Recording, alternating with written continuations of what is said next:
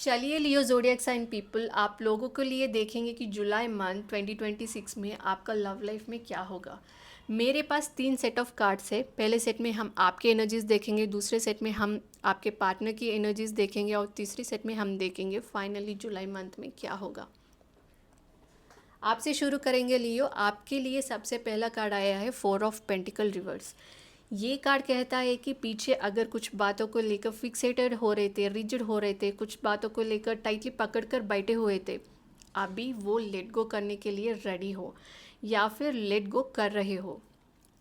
And for second 10 days of July के लिए आप लोगों के लिए आया है night of wands card.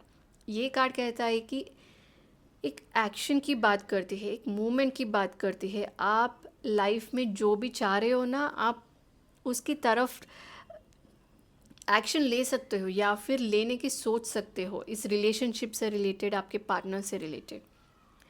8 of cups reverse for the end of July, for the last 10 days of July के लिए आया है।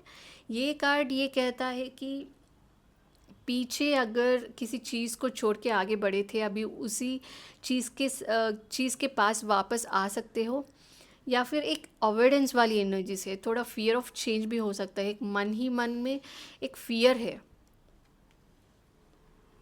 चलिए अभी आपके पार्टनर की एनर्जीज देखेंगे। सबसे पहला कार्ड आया है आपके पार्टनर के लिए किंग ऑफ वॉन्ड्स।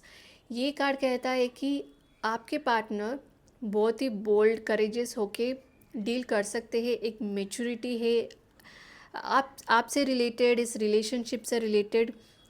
रिस्क लेने की भी सोच सकते हैं या फिर लेने के लिए रेडी भी हो सकते हैं। For the mid 10 days of July के लिए आया है स्ट्रेंथ कार्ड। ये कार्ड कहता है कि एक इनर स्ट्रेंथ है। जो भी आपकी एनर्जीज हैं ना, वो बहुत ही लविंगली, कंपैशनेटली डील कर सकते हैं।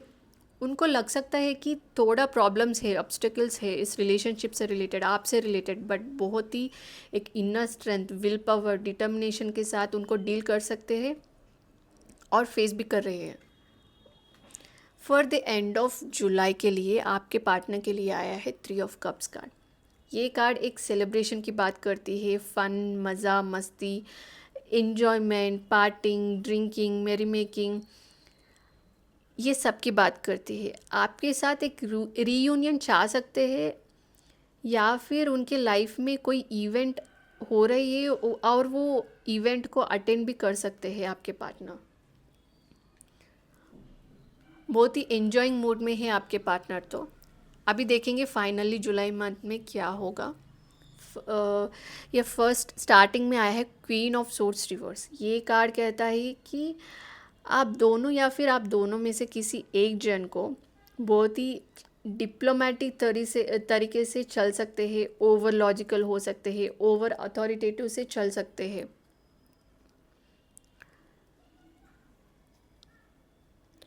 एंड फॉर द मिड जुलाई के लिए आया है 9 of wands reverse and 7 of cups reverse.